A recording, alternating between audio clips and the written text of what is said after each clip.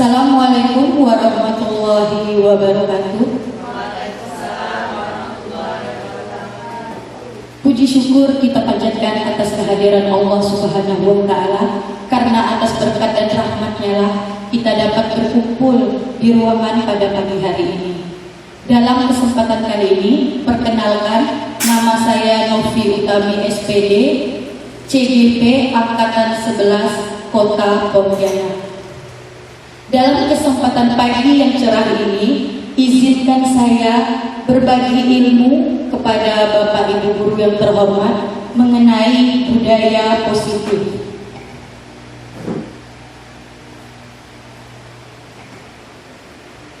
Apa sih budaya positif itu? Ya, baiklah, kita lihat bersama-sama. Budaya positif adalah sikap, nilai, kepercayaan, dan praktik-praktik yang menciptakan lingkungan yang mendukung dan memotivasi orang untuk berkembang dan berkontribusi secara positif. Hal ini dapat dibentuk dalam keluarga, organisasi, tempat kerja, atau komunitas.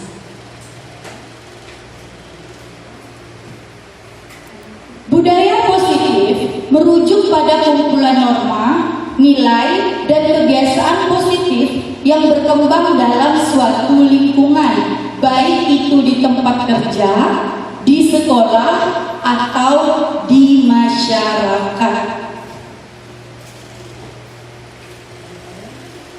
Budaya positif mengacu pada sikap positif dan perilaku yang didorong seperti 1.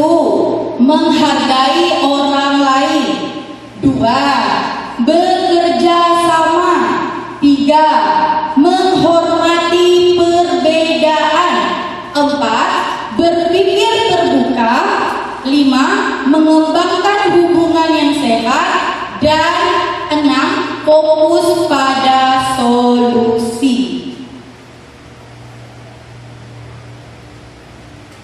Karena kita berada di ruang lingkup sekolahan, maka yang akan kita bahas dalam kesempatan pagi yang cerah ini yaitu apa pentingnya budaya positif di sekolah.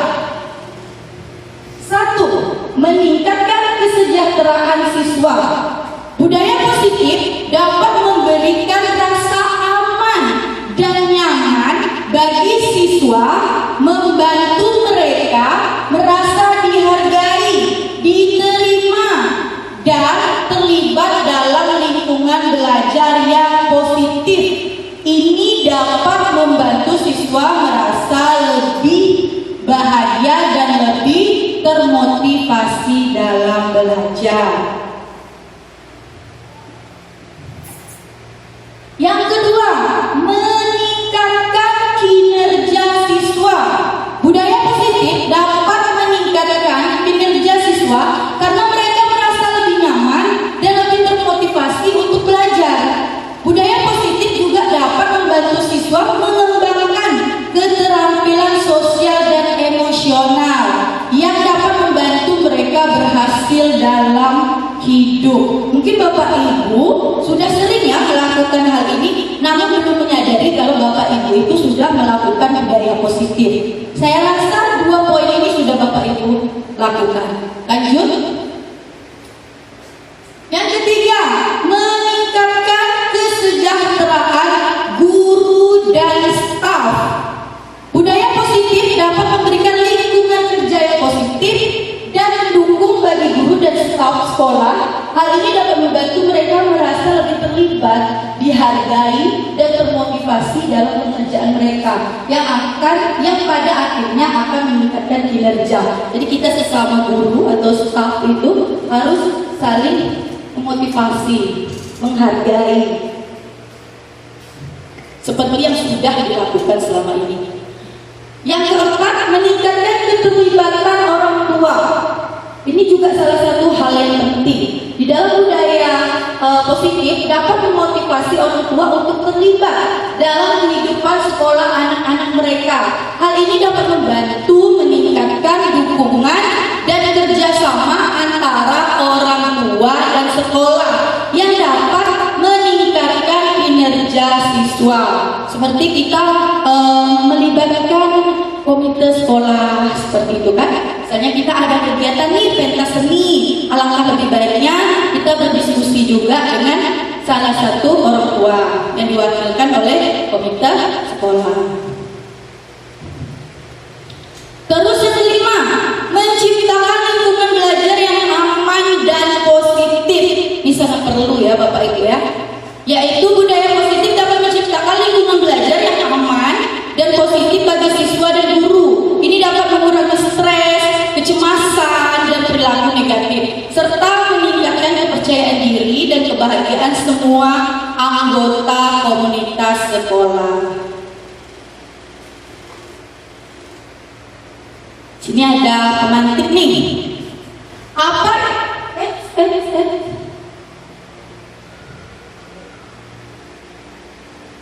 Apa yang harus dilakukan untuk membangun positif di sekolah? Kira-kira apa ya Bapak Ibu ya yang harus kita bangun untuk budaya positif di sekolah? Mungkin Bapak Ibu selama ini sudah melakukannya. Saya yakin sudah melakukan. Hanya mungkin kita belum tahu kalau itu termasuk dalam budaya positif. Ya, yaitu membangun budaya positif di sekolah memerlukan komitmen dan kerjasama dari semua anggota komunitas sekolah, termasuk siswa, guru, staf, dan orang tua. Berikut adalah beberapa langkah yang dapat dilakukan untuk membangun budaya positif di sekolah. Kita lihat bersama-sama apa saja. 1. Membuat visi dan misi yang jelas. Visi dan misi sekolah harus mencerminkan nilai-nilai positif seperti kesetaraan, inklusivitas, dan keterbukaan. Visi dan misi ini harus dikomunikasikan dengan jelas kepada semua anggota komunitas sekolah. Selama ini visi dan misi sekolah kita itu sudah sangat luar biasa, sudah sangat bagus, sudah memenuhi profil Pancasila. 2. Melibatkan semua anggota komunitas. Semua anggota komunitas sekolah harus dilibatkan dalam membangun budaya positif. Jadi bukan hanya guru saja, bukan hanya siswa saja, bukan hanya staf saja, atau bukan hanya kepala sekolah saja, namun keterlibatan secara keseluruhan untuk membangun budaya positif. 3. Membuat aturan dan tata tertib yang jelas. Aturan dan tata tertib di sekolah harus mencerminkan nilai-nilai positif dan harus diterapkan secara konsisten. Ini sudah sangat-sangat diterapkan di sekolah kita, alhamdulillah ya Bapak Ibu ya. Yaitu aturan dan tata tertib sudah berjalan dengan sangat baik selama ini, sudah terkoordinasi dengan sangat-sangat luar biasa. Yang keempat, mendorong komunikasi terbuka dan keterbukaan. Budaya positif membutuhkan komunikasi terbuka dan keterbukaan antara anggota komunitas sekolah. Guru, siswa, dan orang tua harus merasa nyaman untuk berbicara dan menyampaikan masalah mereka. Jadi jikalau kita seandainya guru ada punya kendala ketika mengajar, itu boleh dikonsultasikan entah ke wali kelas terhadap anak yang mempunyai masalah dengan kita. Contohnya misalnya masalah anak tersebut kurangnya semangat belajar, contohnya seperti itu. Boleh sebagai guru mata pelajaran kita komunikasikan dengan wali kelas. Atau misalnya ada siswa yang merasa dia itu kurang paham dengan pelajaran yang kita ajarkan, yang kita ampu. Boleh kita membuka ruang untuk anak tersebut menjelaskan masalah apa sih yang menyebabkan mereka itu kurang paham. Boleh kita sediakan waktu misalnya setelah jam pelajaran atau setelah jam pulang sekolah 5 menit, 10 menit itu boleh. 5. Mengadakan kegiatan positif. Mengadakan kegiatan positif seperti seminar, lokakarya, dan kegiatan sosial dapat membantu membangun ikatan antar anggota komunitas sekolah serta memberikan kesempatan untuk belajar dan tumbuh bersama. Yang keenam, menerapkan penghargaan dan pengakuan. Mengakui dan menghargai kinerja dan kontribusi anggota dapat memotivasi dan meningkatkan kepercayaan diri mereka. Sekolah dapat memberikan penghargaan seperti sertifikat, penghargaan atau hadiah, atau memberikan pujian secara langsung. Contohnya misalnya kita di dalam kelas nih, kita mengajukan pertanyaan, terus ada anak yang berani angkat tangan, terus dia berani menyampaikan jawaban yang ada di pikiran mereka atau menyampaikan ide-ide mereka. Jadi Bapak Ibu, kita nggak boleh pelit.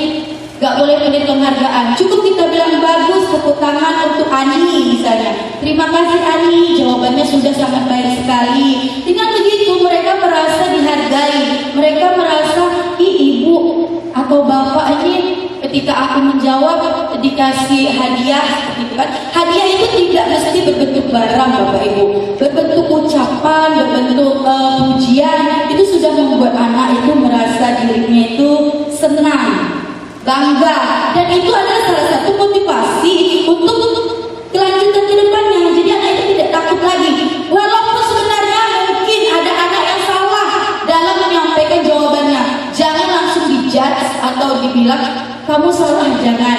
Bilang saja sudah benar, ada jawaban yang lain lagi, sehingga dia itu berani untuk menjawab, memberikan rasa percaya diri anak pada peserta didik. Yang ketujuh, menggunakan pendekatan berbasis solusi. Sekolah harus mengadopsi pendekatan berbasis solusi untuk memecahkan masalah dan menghindari menyalahkan atau mengkritik anggota. Pendekatan ini harus memfokuskan pada pemecahan masalah dan mengajarkan siswa dan anggota komunitas untuk menjadi pemecah masalah yang baik. Jadi kalau misalnya ada masalah, mari kita diskusikan bersama-sama mencari jalan penyelesaiannya. Ya, kita lanjut ke 5 posisi kontrol dalam wujudkan budaya positif di sekolah. Jadi ada 5 posisi kontrol dalam wujudkan budaya positif di sekolah. Mari kita lihat apa saja. Yang pertama, penghukum. Pertama adalah penghukum. Posisi kontrol ini masih diterapkan oleh beberapa guru dengan anggapan hukuman mempercepat penyelesaian masalah tanpa memikirkan dampak buruk yang timbul. Seorang penghukum biasanya melontarkan pertanyaan-pertanyaan yang menyakiti, disertai gestur menunjuk-nunjuk, menghardik, dan makan lotot.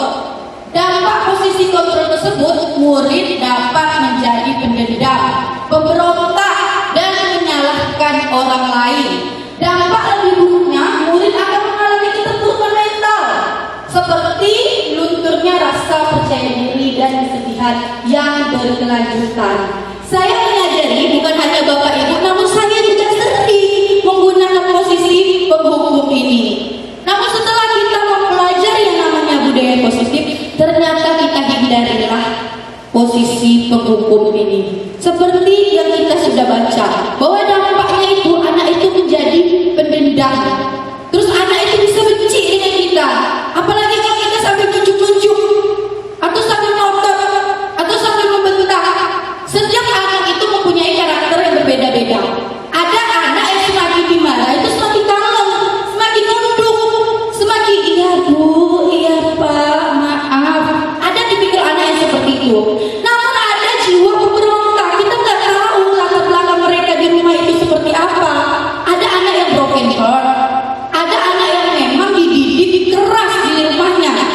Jadi ketika misalnya anak datang nih jam 7 lewat 5 atau jam 7 lewat 15, kita panggil, Doni sini.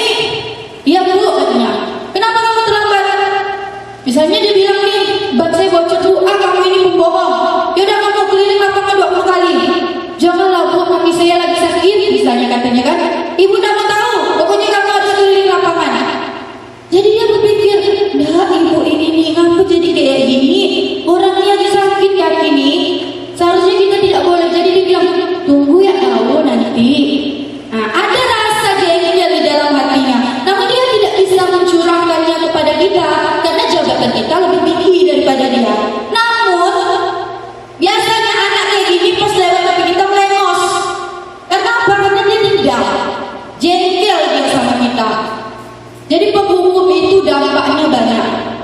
dia bisa dendam, benci dengan kita, terus bisa juga melontarkan kata-kata kasar. Kita tidak tahu apa yang kita ucapkan, gestur tubuh apa yang kita lakukan, apakah menyakiti hati dia apa enggak. Takutnya dia malah membalas dengan keburukan.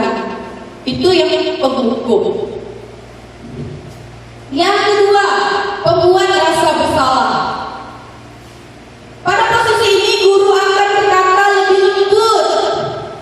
Guru akan menciptakan keheningan yang membuat orang lain merasa tidak nyaman, rasa bersalah, bahkan rendah diri. Posisi kontrol tersebut berdampak pada penilaian diri yang buruk. Murid akan merasa bersalah dan tidak berharga. Tidak seperti dampak posisi penghukum, murid dapat menumpahkan segala amarah meskipun dengan cara negatif. Murid dengan perasaan tertekan seperti ini yang tiba-tiba dapat meletuskan amarahnya sehingga dapat menyakiti diri bahkan orang lain. Pernah enggak Bapak Ibu membuat murid merasa bersalah? Contohnya nih, misalnya pas pelajaran, murid itu tidur di dalam kelas, terus kita suruh dia, Ani bangun, kenapa kamu tidur? Kamu tidak kasihankah sama orang tua kamu yang udah nyekolahkan kamu, yang udah ngasih kamu uang jajan, yang udah belikan pakaian kamu, yang udah belikan perlengkapan sekolah buat kamu, tapi kamu di rumah di sekolah cuma tiduran. Itu membuat dia merasa bersalah. Oh iya ya, kayaknya aku nih tidak menghargai orang tua aku. Ternyata saya ini kurang bersyukur. Itu yang dimaksud dengan membuat rasa bersalah. Namun kita tidak tahu juga dampaknya seperti apa. Misalnya di rumah ini ternyata dia udah capek, ternyata dia udah kerja, apalagi kita jenjang SMA itu banyak anak beberapa yang memang kurang ekonomiannya, mereka udah mulai bekerja. Pulang sekolah itu ada beberapa anak yang perekonomiannya kurang, mereka pulang langsung bekerja. Ketika kita berikan mereka rasa bersalah seperti itu, bisa saja mereka menjawab, siapa yang bilang Bu, kalau saya nggak bersyukur? Saya bantu loh Bu, orang tua saya kerja, saya pulang sekolah kerja buat nambah penghasilan. Kan bisa saja dia amarahnya keluar seperti itu. Jadi pembuat rasa bersalah ini juga harus kita hindari, karena kita tidak tahu karakter setiap murid itu seperti apa. Seperti yang saya katakan di awal tadi, latar belakang setiap murid itu berbeda-beda.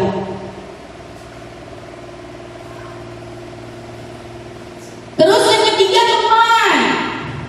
Ini sering sih terjadi apalagi pada guru-guru muda. Jadi sering berteman dengan murid.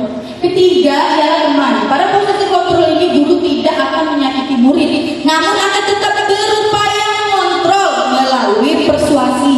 Guru akan bersikap akrab, berkata ramah dengan gestur, merapat pada murid dan tersenyum jenaka. Dampak posisi kontrol ini dampak positif dan negatif. Positifnya apa? Ayo kita lihat. Dapat menjalin hubungan baik antara guru dan murid. Sedangkan negatifnya akan muncul rasa ketergantungan murid terhadap guru. Di samping itu, murid akan merasa dikecewakan apabila sesuatu saat guru tidak dapat membantunya. Hal lain yang dapat timbul yakni murid akan berlaku baik hanya kepada guru tertentu dan akan berlaku semaunya jika bersama guru lain. Ini dampak dari teman. Ketika kita terlalu akrab dengan murid, itu ada dua.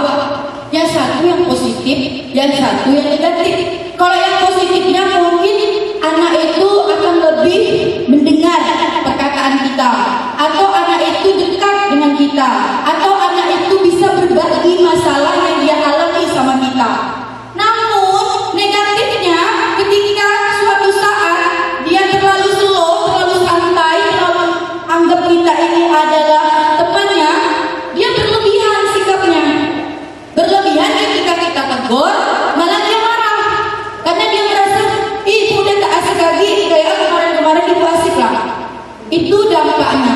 Dan selain itu dampak lain adalah dia hanya mau ke guru itu aja, ke guru yang lainnya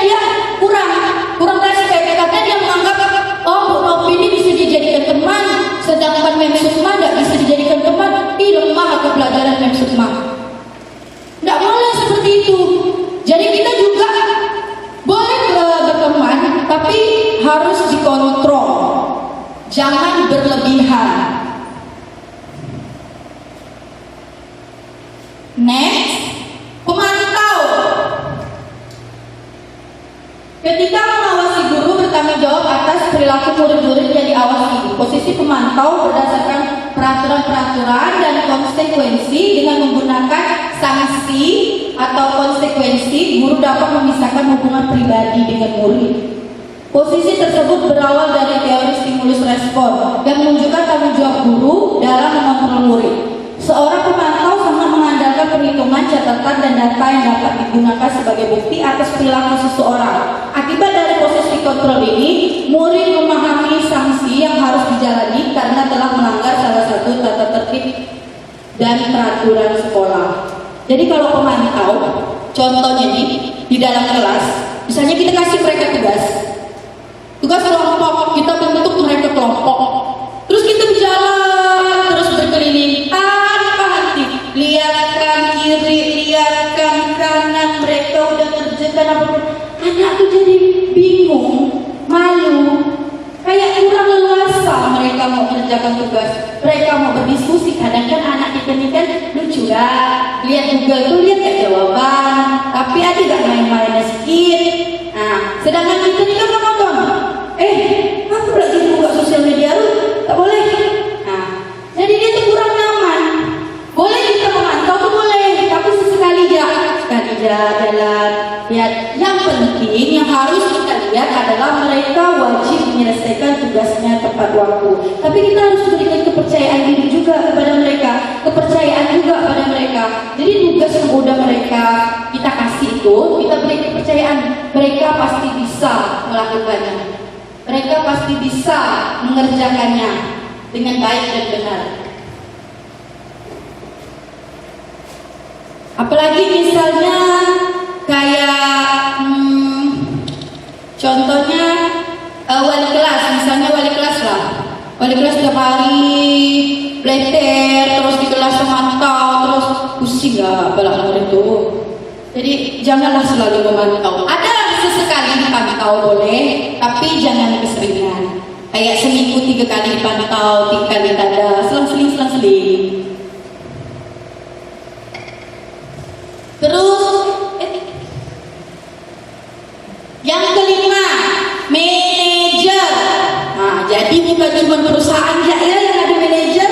Di dalam sekolah, di dalam dunia pendidikan juga ada yang namanya manajer. Posisi kontrol yang terakhir yakni manajer.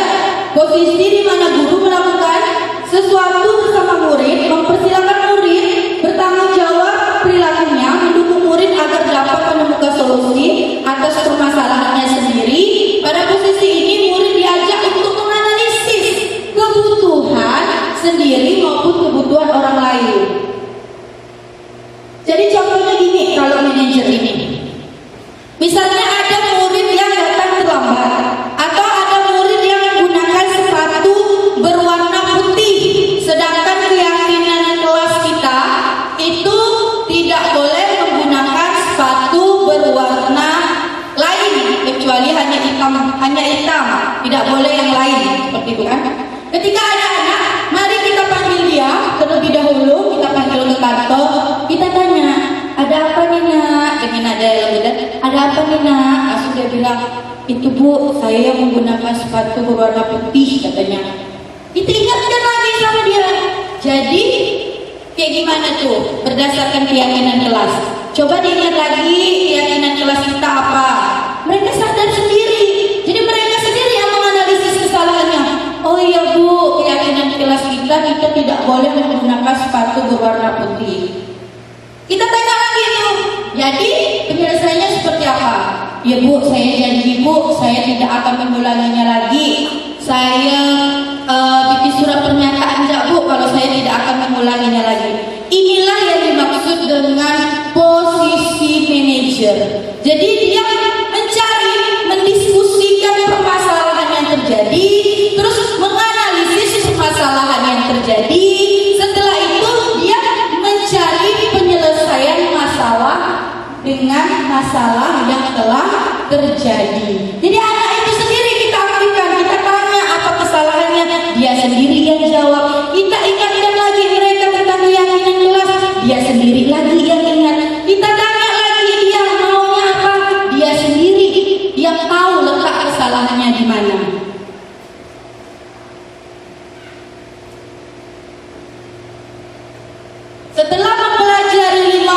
kontrol di sekolah, menurut Bapak Ibu, posisi kontrol yang mana yang harus kita terapkan?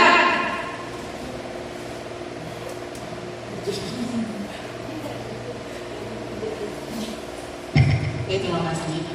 Menurut saya sih pada dasarnya semua kontrol itu baik, cuma ada yang lebih baik gitu kan.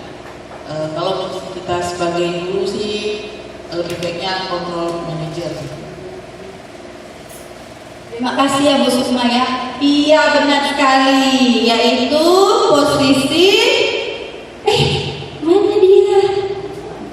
Oh iya benar. Ini pertanyaan menurut Bapak Ibu, posisi kontrol manakah yang paling tepat untuk kita sebagai seorang guru? Dan jawaban Bu Sukma adalah manajer. Tepuk tangan untuk Bu Sukma. Tepuk tangan untuk kita semua. Next. Konsep hukuman. Jadi tadi kan kita ada bahas tuh tentang penghukum, terus penghargaan, terus konsep pendekatan restitusi. Ya, kita bahas satu persatu. Hukuman adalah bentuk konsekuensi atas perilaku siswa yang tidak sesuai dengan aturan atau norma yang berlaku. Hukuman dapat membentuk perilaku siswa agar lebih baik dan mengurangi perilaku negatif. Namun, hukuman juga dapat memiliki dampak negatif jika tidak diberikan secara tepat. Yaitu tadi, kita tidak tahu mood siswa kan, saja dia balik marah sama kita. Oh, ini kali. Nah, ini perbedaan hukuman dan konsekuensi. Hukuman tuh dapat sesuatu yang menyakitkan harus terjadi, membuat anak sakit fisik maupun hati untuk jangka waktu lama. Anak membenci kedisiplinan, paksaan, mendorong anak menyakiti diri sendiri, konsep diri yang buruk. Anak belajar untuk menyembunyikan kesalahan. Marah, rasa bersalah, dipermalukan, merasa tak dihargai. Ini yang paling parah nih, yang paling ujungnya. Merasa bersalah, apalagi kalau kita tuh menghukum anak tuh di depan anak-anak yang lain, di depan orang ramai, jadi dia merasa tuh kayak kesel otak mereka itu. Atau coba deh kita aja deh, saya aja deh sebagai guru sekarang, namun saya masih ingat apa saja yang terjadi ketika saya SD, ketika saya SMP, ketika saya SMA. Masih ingat saya, begitu pula dengan murid-murid kita. Seandainya kita pernah bentak dia ingat suatu saat nanti, guru itu tuh dulu tuh pernah tuh bentak aku tuh. Nah, guru itu tuh pernah tuh marah-marah dengan aku, padahal aku tuh sakit kaki. Bukan ditanya lagi, tiba-tiba kamu telat keliling lapangan 20 kali. Langsung gitu dia. Itulah tuh guru itu tuh. Nah, jadi tuh anak tuh, apalagi anak SMA, Masya Allah, pikiran dia tuh udah ini ya. Apalagi dengan berkembangnya zaman, jangan sampai perbuatan kita dibuat status. Nah, itu yang paling parah. Jangan sampai perbuatan apa yang kita lakukan dibuat status. Bahaya itu, berarti dia udah benar-benar dendam dengan kita. Terus kalau konsekuensi, sesuatu harus terjadi membuat anak merasa tidak nyaman dalam jangka waktu pendek. Anak menghargai disiplin, stimulus tanggapan, mendorong anak agar mudah menyesuaikan diri, konsep diri yang baik. Anak belajar untuk mematuhi peraturan, kehilangan hak, dibuat tidak nyaman, diasingkan untuk sementara. Ini kalau konsekuensi.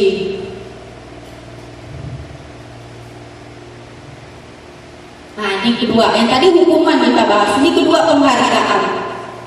Penghargaan adalah bentuk pengakuan atas pencapaian siswa dalam belajar. Memberikan penghargaan kepada siswa dapat meningkatkan motivasi belajar dan memberikan rasa percaya diri pada siswa. Penghargaan juga dapat memotivasi siswa untuk terus berusaha dan lebih berprestasi. Penghargaan dapat diberikan dalam bentuk pujian, hadiah, atau bentuk lain yang sesuai dengan prestasi sekolah. Namun penghargaan ini juga ada negatif dan positifnya. Mari kita bahas. Baiklah, akan saya bahas sendiri. Jadi penghargaan ini juga ada positif dan negatifnya.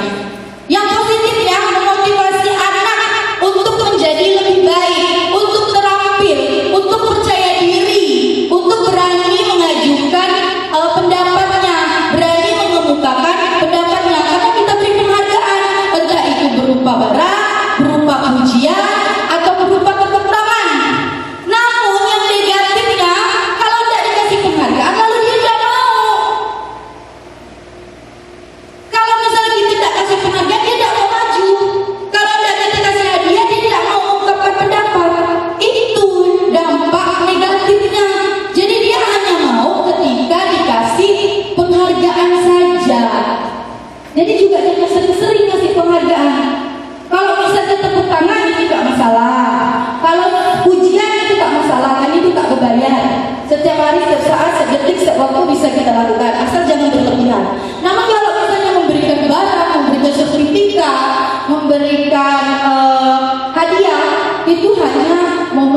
tertentu saja. Jangan terlalu sering diterapkan. Karena kalau terlalu sering diterapkan, anak itu akan menjadi manja. Ketergantungan dia. Ada tak bu hadiah bu? Kalau ada hadiah, kamu mau jawab. Kalau tak ada hadiah, kamu tak mau jawab. Jadi pikiran mereka ke hadiah. Bukannya mereka itu harus kreatif, harus bernalar kritis, malah mereka mengharapkan hadiah. Sedangkan kita ini sesungguhnya sebenarnya harus membangun peserta didik yang kreatif, inovatif, bertakwa kepada Tuhan Yang Maha Esa, mandiri, berpikir kritis, berwawasan global, bukan mengharapkan hadiah, gitu kan? Yang ketiga, segitiga restitusi. Apa sih segitiga restitusi? Ini dia. Segitiga restitusi. Kita harus menstabilkan identitas, menanyakan keyakinan, validasi kebutuhan. Ini dia bentuk segitiga restitusi. Restitusi adalah salah satu metode yang digunakan untuk menanamkan disiplin positif pada murid sebagai bagian dari budaya positif di sekolah. Segitiga restitusi mengandung 3 tahapan yang mendasar, didasarkan pada prinsip-prinsip utama dari teori kontrol. Jadi segitiga restitusi ini ada kaitannya dengan teori kontrol yang sudah kita bahas di awal tadi. Yang pertama, langkah menstabilkan identitas. Tahap pertama ini bertujuan untuk membantu anak untuk mengubah dirinya dari yang sering salah menjadi sukses dalam konteks disiplin positif. Hal ini berarti menciptakan situasi yang membantu anak merasa aman, diterima, dan memiliki nilai. Yang kedua, langkah validasi tindakan. Tahap kedua yaitu validasi tindakan yang salah, mengajarkan kita untuk mencoba memahami niat balik tindakan buruk. Teori kontrol menyatakan bahwa semua tindakan termasuk yang salah memiliki alasan. Dengan memahami alasan di balik tindakan tersebut, kita dapat lebih efektif mendekati situasi. Terus yang ketiga, yang terakhir, yaitu setelah anak merasa sukses dan tindakannya diakui, langkah terakhir adalah bertanya apa yang dia percaya dan ingin jadi apa. Ini adalah langkah kritis dalam membantu anak merenungkan tindakannya serta membantu mereka memahami bagaimana tindakan tersebut dapat lebih baik dilakukan di masa depan. Pentingnya langkah ini adalah menghindari menghakimi anak. Oke, kita balik ke contoh. 1. Misalnya ada anak yang terlambat. Kita harus menstabilkan identitas terlebih dahulu. Kita tanya dulu dia, ada apa nak? Biarkan dia yang menjawab. Ya bu, saya terlambat. Itu adalah kita menstabilkan identitas dia. Kita bertanya dulu masalah dia itu apa. Setelah dia sudah mengungkapkan kalau dia terlambat, lanjut. Kita ke langkah validasi tindakan. Kita tanya dia, alasan dia itu apa terlambat? Alasannya apa? Kita tanya, kenapa terlambatnya? Ada apa? Dia cerita dulu dia, apa yang terjadi pada dirinya. Ada memang mungkin sebagian siswa itu yang memang kurang disiplin, bangunnya siang dan lain sebagainya. Tapi tidak bisa kita semeratakan. Ada juga memang beberapa anak yang memang ada kejadian-kejadian yang mendadak. Jadi itu yang menyebabkan mereka datang terlambat. Setelah kita validasi tindakan, yang terakhir yaitu menanyakan keyakinan. Kita ingatkan dia, jadi keyakinan sekolah kita atau keyakinan kelas kita apa nak? Tidak boleh terlambat bu. Dia sadar sendiri, sadar dia akan kesalahannya itu apa. Setelah dia sadar akan kesalahannya, kita tanya lagi ke dia. Jadi seperti apa nak? Kedepannya dia berjanji lagi dengan dirinya sendiri, saya tidak akan terlambat lagi bu. Saya salah bu, saya minta maaf bu. Saya tidak akan terlambat lagi. Jadi kan enak. Jadi antara kita dengan murid itu, kita mendengarkan dulu dia, tanya dulu kesalahannya apa, dengarkan dulu. Setelah itu baru kita buat keyakinan. Dan dia pun menyadari, dan dia pun tidak dendam sama kita, tidak benci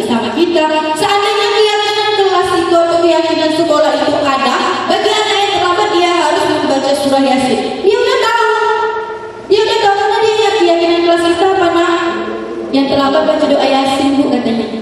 Dengan sendiri dia akan membacanya tanpa harus kita sebutkan itu hukumannya apa. Karena dia udah sadar, oh ini yang harus dia lakukan. Itulah yang dinamakan dengan segitiga restitusi. Terus tadi saya juga menjelaskan tentang keyakinan kelas, keyakinan sekolah, keyakinan kelas, keyakinan sekolah. Apa sih keyakinan kelas? Ini dia.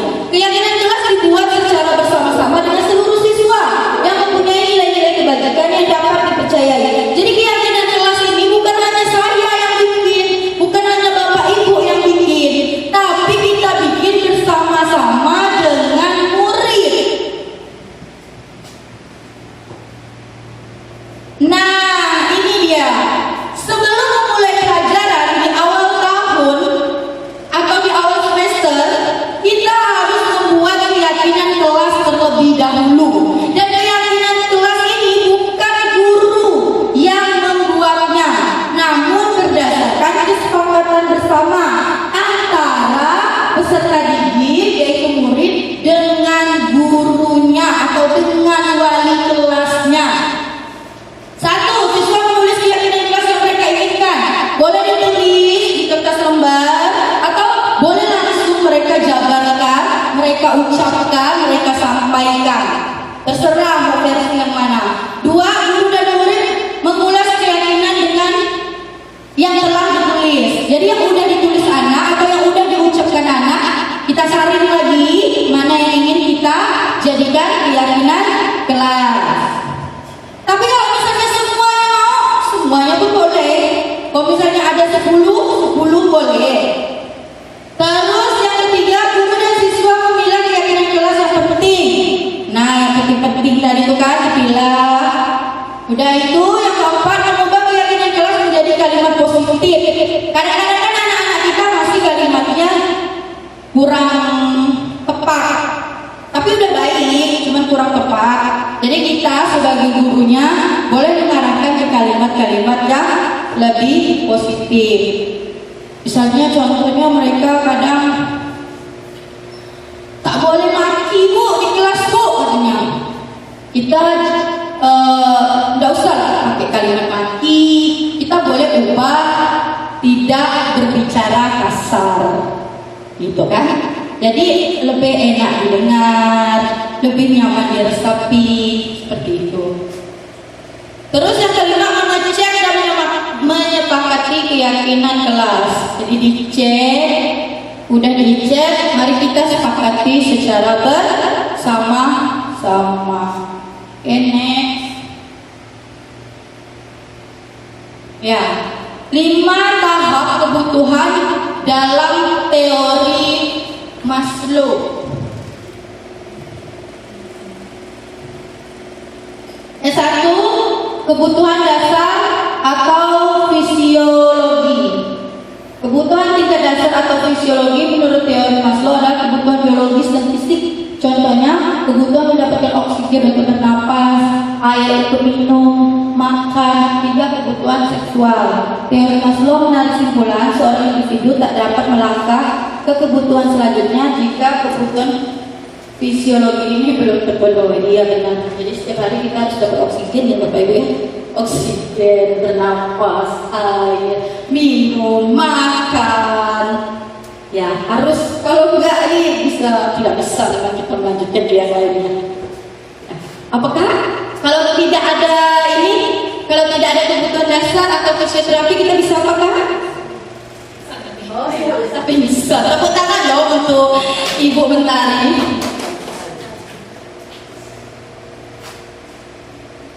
Yang kedua, kebutuhan terhadap rasa aman. Nah, ini juga sangat penting nih. Rasa aman, rasa nyaman, rasa terlindungi. Ada kebutuhan pada tingkat ini menurut teori Maslow lebih banyak ditunjukkan bagi anak-anak. Orang tua merasa perlu memberikan rasa aman bagi anak-anaknya karena tingkat kewaspadaan seorang bocah masih rendah. Jadi kita itu yang berprofesi sebagai orang tua, peserta didik, murid di sekolah, jangan suka ngancam, jangan suka marah, nggak aman jadi murid. Duduk. Nanti dia marah nih. Jadi budak jadi takut, anak-anak jadi takut sama kita. waktu kita ketok gitu lah, takut jadi anaknya. Dua anak yang diam di dalam kelas itu ada dua versi. Satu memang benar dia fokus belajar. Dua karena dia takut sama gurunya. Diam, ya dia entah dengar ke, entah tadak ke, nak bertanya pun tak berani, nak angkat tangannya pagi lah. Nah jadi kita jangan kayak gini nih. Kita harus bikin anak-anak kita merasa nyaman. Walaupun kadang-kadang anak ini semakin diberikan rasa nyaman, semakin diunjak. Jadi sedang-sedanglah, pandai-pandailah kita. Yang ketiga, kebutuhan sosial. Beranjak ke kebutuhan selanjutnya, yakni kebutuhan sosial. Teori Maslow memasukkan rasa cinta, kasih sayang, hingga hak kepemilikan di kebutuhan lapis ketiga ini. Kebutuhan akan kasih sayang ini menurut teori Maslow timbul karena sifat manusia yang cenderung kesepian, depresi, serta memiliki kecemasan berlebih. Jadi alhamdulillah semua dewan guru yang terhormat ini sudah memberikan seluruh cinta dan kasih sayangnya kepada peserta didiknya. Tepuk tangan untuk kita semua. Pagi, siang, sampai sore penuh dengan cinta. Anak orang, anak siapa kita sayang dengan sepenuh jiwa. Ya, Masya Allah, Masya Allah. Selanjutnya, 4. Kebutuhan mendapatkan penghargaan. Nah, ini tadi balik-balik penghargaan lagi, balik-balik penghargaan. Saya pun suka dapat penghargaan. Sama lah seperti murid. Kebutuhan lapis keempat teori ini semakin spesifik. Setiap individu berhak mendapatkan atau mempertahankan harga diri mereka.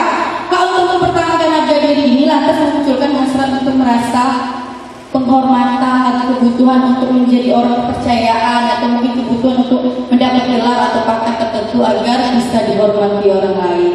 Kadang itu kalau kita melakukan sesuatu, satu berdasarkan keikhlasan hati.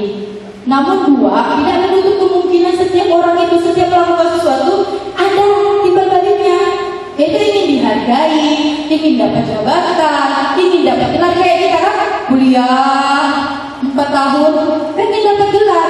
Tidak mungkin ketika kita kuliah 4 tahun belajar panjang lebar, tidak dapat gelar. Mau tidak Bapak Ibu? Membernya mau tidak kuliah 4 tahun terus tidak dapat gelar? Tidak mau kan? Jadi itu memang bentuk gelar itu memang bentuk penghargaan kita. Bentuk penghargaan untuk diri sendiri. Jadi kalau misalnya kayak anak-anak yang udah, misalnya anak-anak yang menjadi koordinasi kelasnya, yang banyak ngangkat-ngangkat meja, kalau bersih-bersih, berilah dia penghargaan. Ya Allah sayang, Haji Jokowi sayang, makasih sayang, gitu ya. Atau usah lebih, jangan kasih kue, nanti besok mau lagi ke kue, besok mau lagi ke kue. Cukup dengan pujian. Anak-anak itu udah suka Bapak Ibu, dipuji itu dia paling suka. Nanti tuh ketika dia udah tidak lagi berada di sekolah kita, dia bakal diingat. Karakter setiap gurunya diingat. Oh, ibu ini suka tak masuk kelas. Pokok sejak pelajaran ini kita nih, terserah. Nak apa, nak bahagia, nak tidur, ibu ini tak pernah masuk kelas. Ingat itu, jangan tak percaya. Atau kita sering memuji dia, memberi penghargaan. Ibu ini baik. Dulu ini aku ini sering dikasih pujian. Syukur dia makasih lembut. Atau ibu ini suka menemani, mendampingi ketika lomba. Nah, ingat ya. Siswa sudah ingat, SD aja ingat, apa SMP, apa SMA ini. Dan selanjutnya, kebutuhan untuk mengaktualisasikan diri.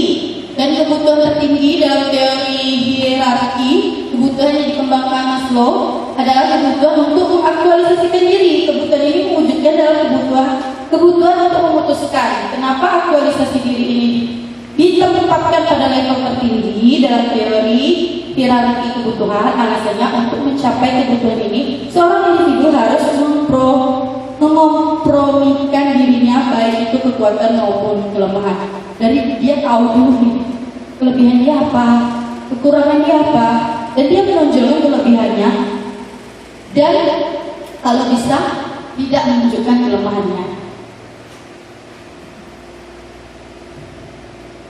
Contoh kegiatan untuk membangun positif di sekolah. Yang satu, membuat kode etik sekolah. Saya singkat saja ya Bapak Ibu, sebenarnya saya ini ada 60 slide. Saya singkat saja. 2, program mentoring. Ketiga, ketiga kegiatan kebersamaan. Ini selalu kita lakukan ya, dari yang pertama tadi. Yang tadi membuat kode etik sekolah sudah dilakukan, sekolah kita sangat-sangat luar biasa sudah membuat kode etik sekolah. Namun yang kedua, program mentoring. Ini mentoring sering juga kan, Bapak Ibu wali kelas setiap hari Senin, setiap hari 15 menit literasi dulu. Setelah literasi ada pendekatan kepada peserta didik, mengingatkan kembali keyakinan kelasnya. Itu salah satu bentuk mentoring ini. Nggak mesti kita mengumpulkan mereka terus kita nyediain waktu, kalau misalnya ada boleh. Tapi pendekatan-pendekatan ini itu juga sudah termasuk. Terus ini program mentoring lagi. Kegiatan kebersamaan, sering kan kita mengadakan kegiatan kebersamaan, contohnya kayak sarapan bersama, terus mengaji bersama, terus senam bersama, terus bersih-bersih sekolahan. Itu adalah salah satu kegiatan kebersamaan yang positif. Sholat berjamaah, zuhur berjamaah bersama. Perayaan budaya, contohnya kayak Idul Fitri, Natal, ulang tahun Kota Pontianak, 17 Agustus, sering misalnya Isya Mi'raj dan lain sebagainya. Itu adalah jenis perayaan budaya. Yang kelima, balik lagi program penghargaan. Jikalau ada anak kita yang berprestasi di luar sana, maka akan kita beri penghargaan. Atau misalnya kayak lomba-lomba 17 Agustus, itu kan pasti ada hadiahnya. Terus anak-anak yang menang lomba mewakili sekolah, biasanya piala dan piagamnya itu kita bacakan ketika upacara bendera di hari Senin, sehingga dia merasa kalau dirinya dihargai karena diumumkan di depan teman-temannya. Yang keenam, pelatihan pengembangan diri. 7, pembimbingan konseling. Pembimbingan konseling tidak hanya dilakukan oleh guru BK, tapi bisa juga wali kelas dan guru bidang studi lainnya. Misalnya dia itu kurang semangat ketika pelajaran kita, boleh kita tanyakan ada masalah apa, terus penyebabnya apa, kita cari solusinya. Kalau misalnya kita merasa kita sudah tidak mampu mengatasinya, baru kita serahkan dulu ke wali kelas. Karena biasanya anak itu lebih dekat ke wali kelas. Kalau misalnya wali kelas sudah tidak sanggup lagi, baru serahkan ke BK. Oke, alhamdulillah, terima kasih. Saya kira tadi itu saya tidak bisa menyampaikan 60 slide ini. Ternyata habis ya semua saya sampaikan. Masya Allah. Tepuk tangan untuk kita semua. Terus saya punya pertanyaan romantik sedikit. Apakah Bapak Ibu sudah melakukan posisi kontrol manager? Saya minta jawaban dari Ibu Bunda Santi.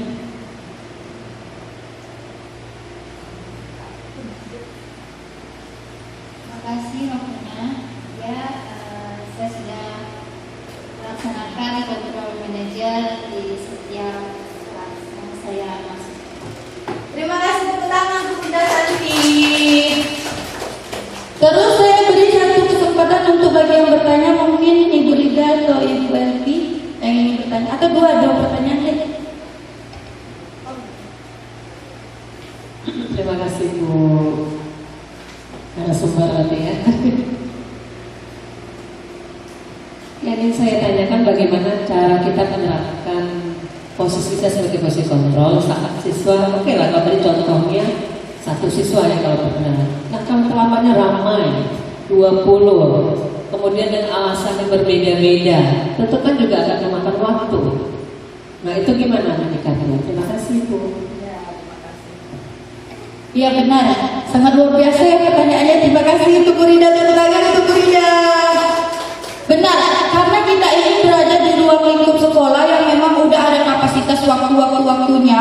Misalnya dari jam sekian sampai jam sekian pelajaran A, dari jam sekian sampai jam sekian pelajaran B. Kalau kita mengidentifikasi permasalahannya satu persatu, maka susah juga nih. Yaitu tadi, perlunya kita bikin keyakinan sekolah dulu. Keyakinan sekolah seperti sekolah kita kan sudah membuat, ya alhamdulillah sudah membuat keyakinan sekolah bahwa kita harus masuk jam 6.45 menit. Entah itu untuk murid peserta didik atau untuk gurunya. Namun masih ada beberapa murid yang terlambat. Sedangkan kita tidak bisa mengidentifikasi satu persatu. Cara mengidentifikasi global itu adalah kita meminta mereka menceritakan permasalahannya di lembar jawaban atau di satu lembar. Setelah kita tuangkan, mereka suruh cerita satu-satu. Kita kasih waktu 5 menit, mereka suruh nulis dulu. Mereka jabarkan, mereka terlambat karena apa. Setelah itu, baru kita ingatkan secara bersama-sama. Kita jejerkan atau kita suruh mereka berdiri rapi, terus kita tanya, jadi keyakinan sekolah kita apa? Pasti mereka jawabkan tidak boleh terlambat sekolah dulu. Jadi bagaimana ini?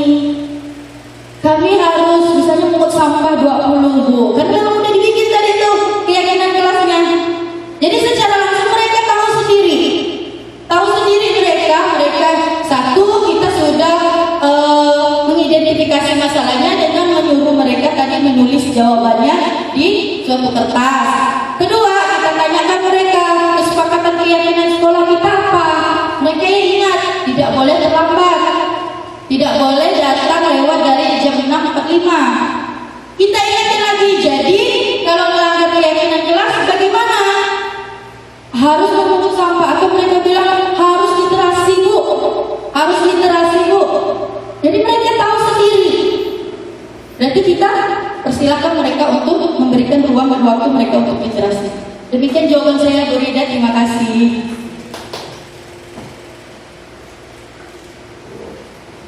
Baik, terima kasih Bu Novi. Pertanyaan saya, bisa tidak dalam satu kasus itu kita menerapkan 5 kontrol tadi? Dan menurut Bu Novi, persen yang mana yang lebih besar? Kemudian apakah itu tergantung kasus atau kita terapkan di setiap kasus? Terima kasih untuk Bu Elvi, tepuk tangan Bu Elvi, pertanyaannya sangat luar biasa. Baiklah, kalau di dalam pembelajaran calon guru penggerak itu Bu, di antara 5 posisi kontrol itu yang harus kita terapkan itu adalah manajer. Jadi yang lain itu sebaiknya tidak diterapkan. Jadi posisi yang harus kita terapkan itu adalah manajer, karena manajer itu udah keseluruhan dari penerapan itu. Seperti kayak penghukum itu sangat dianjurkan untuk dijauhi. Sama halnya dengan pemantau, sama halnya dengan teman, sama halnya dengan penghargaan, itu harus dijauhi. Namun kita kan tidak serta-merta nih ketika kita mendapatkan materi, ketika kita mendapatkan pembelajaran, tidak serta-merta besok langsung kita berubah. Karena kita ini berubah itu sulit, perlu waktu, perlu proses. Jadi sedikit demi sedikit kita ubah. Namun pada dasarnya yang harus kita terapkan adalah satu, posisi manajer. Contohnya nih, kayak saya tuh sudah mempelajari budaya positif ini sudah 1 bulan. 1 bulan 2 minggu, 6 minggu berarti. Saya udah tahu hukuman itu tidak baik, hukuman itu tidak boleh. Saya sering masih lihat teman kita menghukum. Namun kan saya tidak bisa kan langsung teman nggak boleh hukum murid lagi, nggak boleh gitu. Itu melanggar kode etik namanya. Jadi alangkah lebih baiknya dengan berjalannya waktu, mungkin saya ada kesempatan buat presentasi seperti hari ini, barulah saya paparkan agar teman-teman kita sama-sama tahu seperti itu. Sama halnya misalnya kita melihat ada guru yang berteman akrab dengan murid atau sering memberikan murid hadiah. Kita tahu itu salah, namun cara kita untuk menyampaikannya itu tidak serta-merta harus menegurnya, harus mengejudge itu salah, tidak. Jadi kita harus dengan proses, dengan berjalannya waktu. Terima kasih Ibu. Baiklah, demikianlah presentasi saya pada pagi yang cerah ini. Alhamdulillah, terima kasih untuk teman-teman yang sudah berkontribusi hadir di sini mendengarkan penjelasan saya, memberikan tanggapan-tanggapan yang positif, memberikan pertanyaan-pertanyaan yang sungguh luar biasa. Sesungguhnya saya di sini ini tidak ada maksud untuk menyampaikan materi seolah-olah saya lebih tahu, lebih paham atau lebih ingin menggurui, tidak. Karena saya ini juga baru belajar dan saya juga butuh masih masukan-masukan dari guru-guru yang profesional yang duduk di ruangan ini, guru-guru yang sudah punya metode-metode yang sangat-sangat luar biasa yang selama ini sudah diterapkan kepada peserta didiknya. Itu yang saya butuhkan, dan dari pembelajaran budaya positif ini marilah kita bersama-sama untuk menerapkannya di hari berikutnya. Semoga dengan kita memahami budaya positif dan kita bisa menerapkan kepada peserta didik kita, maka kita dapat menciptakan peserta didik dengan generasi yang sangat luar biasa. Tepuk tangan untuk kita semua. Akhir kata saya ucapkan wabillahi taufiq wa hidayah. Wassalamualaikum warahmatullahi wabarakatuh. Selamat siang.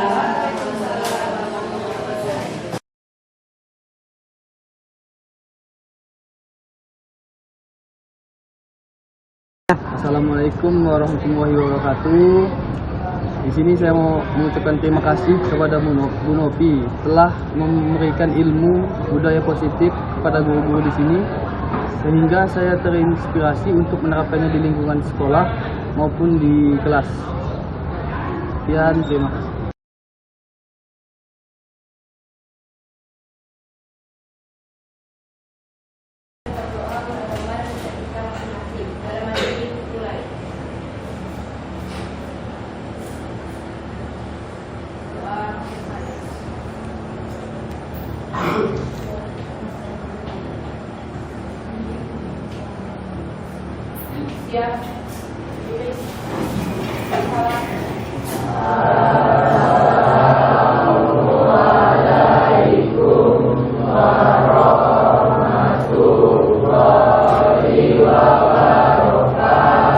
Waalaikumsalam warahmatullahi wabarakatuh. Assalamualaikum warahmatullahi wabarakatuh. Apa kabarnya anak-anak? Sudah siap belajar? Gimana perasaannya hari ini? Tidurnya nyenyak nggak kemarin? Kenapa? Capek. Ibu harus terlebih dahulu ya.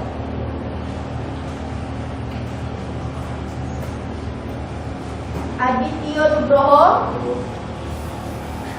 Afifa Nuriandari, Afifa Putri Alifia,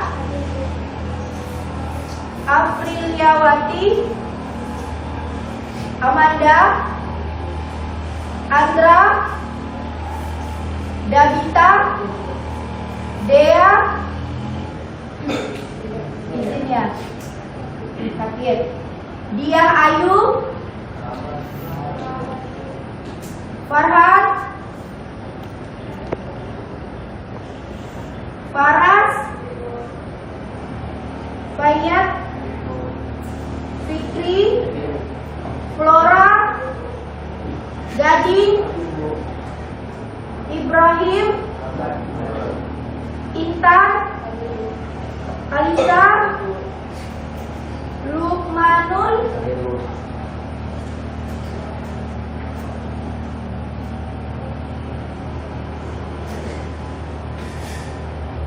Malaika,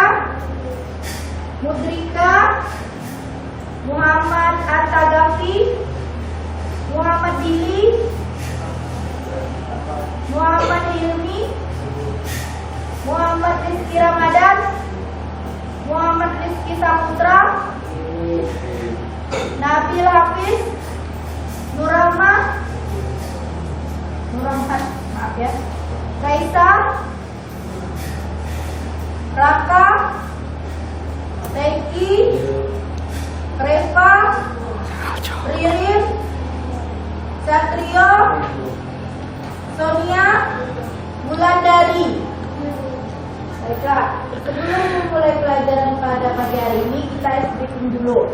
Yang namanya tepuk semangat. Kalau ibu bilang tepuk satu kali, tepuk dua kali, tepuk tiga kali, terus yang tepuk keempatnya tepuk semangat 1, 2, 3 semangat gitu ya. Siap semuanya? Suaranya dikeluarin ya.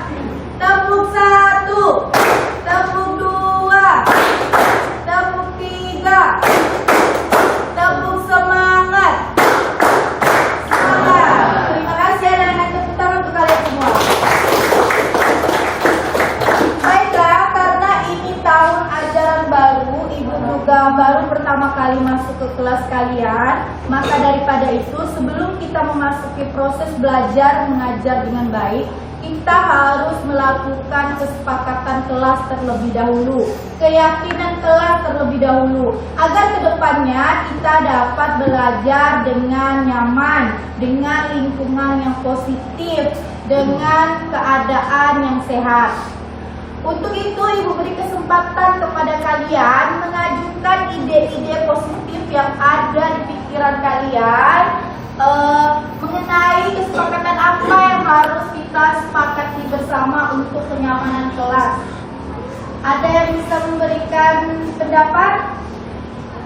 Untuk ya, Reza? Berdiri Reza, nggak apa-apa. Kenalan nama saya Reza.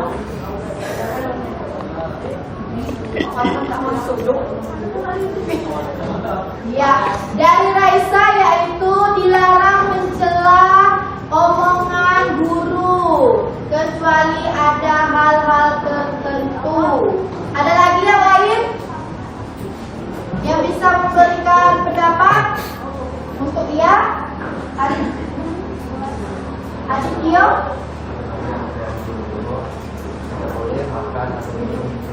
Tidak boleh makan atau minum di kelas. Itu pendapat dari Adityo. Terima kasih Adityo. Terima kasih Reza. Ada lagi yang lain? Yang lain ingin menyampaikan pendapatnya? Apa nak? Berdiri nak. Satrio berdiri. Berkata kasar. Terima kasih Satrio. Tidak boleh berkata kasar menurut pendapat Satrio. Ada lagi yang lain? Ya nak, siapa namanya nak?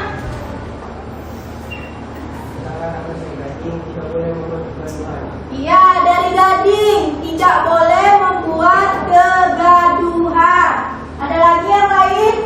Ini sama-sama luar biasa ya, ide-ide dari kalian ya. Ada yang lain? Apa nak? Ada yang ingin memberikan pendapat? Keyakinan kelas, hal apa yang membuat kalian nyaman jika berada di kelas ini bisa belajar? Ya nak? Siapa namanya? Nama saya Muhammad Ramadan. Ya, Muhammad Rizky Ramadan. Apa nak? Tidak boleh berkata kasar. Iya, tidak boleh berkata kasar. Tidak masalah. Mau menyampaikan pendapat? Ya, silakan Atta Gafi. Berdiri nak. Waalaikumsalam. Sama-sama subuh ya. Ya, ambillah. Apa Atta Gafi?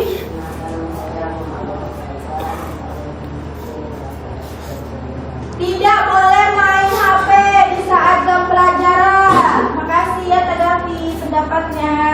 Yang lain? Ya.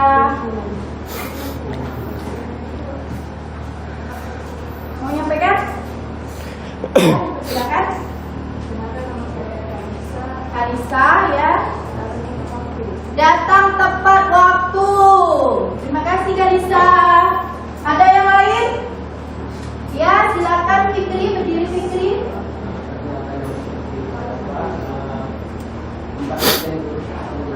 Memperhatikan guru saat menjelaskan. Ada lagi? Ada lagi? Ya, Gading lagi, nggak apa-apa. Mengerjakan tugas tepat waktu.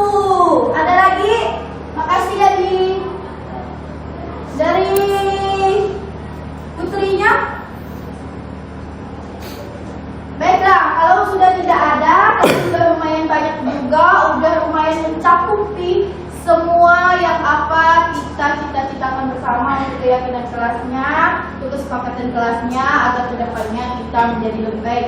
Ayo kita beri kesimpulan. Jadi kesepakatan kita pada pagi hari yang cerah ini untuk kenyamanan kita belajar kedepannya yaitu yang pertama, disiplin.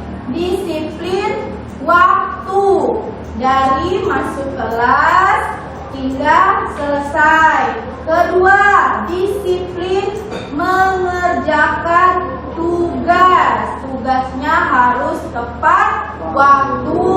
Bu, gimana Bu jikalau saya itu telat mengumpulkannya?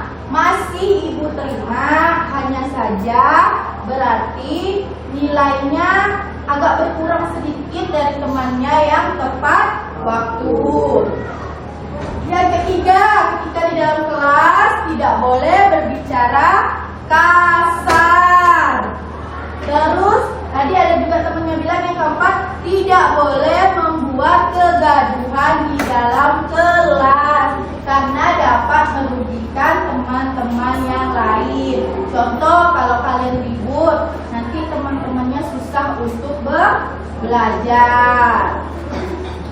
Terus yang kelima, tidak boleh makan di kelas. Temannya tadi berpendapat kalau minum boleh, karena kalian kan ada bawa air minum kan? Boleh, minuman yang ada di dalam kelas boleh kalian minum ketika jam pelajaran Ibu. Namun kalau makanan tidak diperbolehkan. Terus selanjutnya yang keenam, tadi temannya bilang tidak boleh main HP di kelas.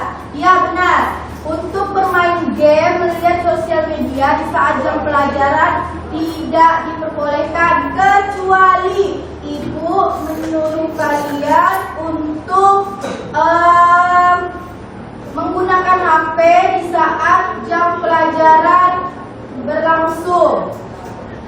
Ketika jam pelajaran berlangsung, Ibu perintahkan kalian boleh menggunakan HP, itu baru boleh kalian menggunakan HP karena memang untuk kepentingan dalam pembelajaran. Misalnya entah kalian mau ngedit tugas di aplikasi Canva atau melihat materi yang ada di internet, kalau Ibu perbolehkan boleh. Selanjutnya yang terakhir, apa lagi ya?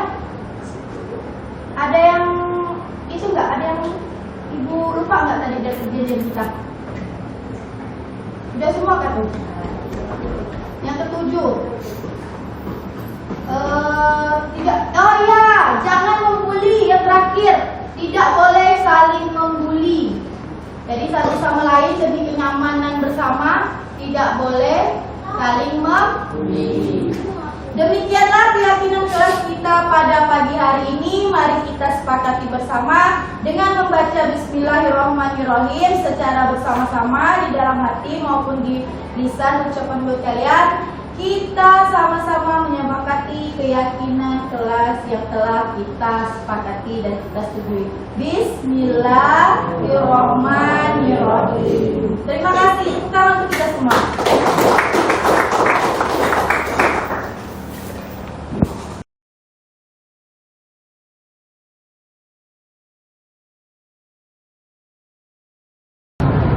Assalamualaikum warahmatullahi wabarakatuh. Perkenalkan, nama saya Dea dari kelas 12.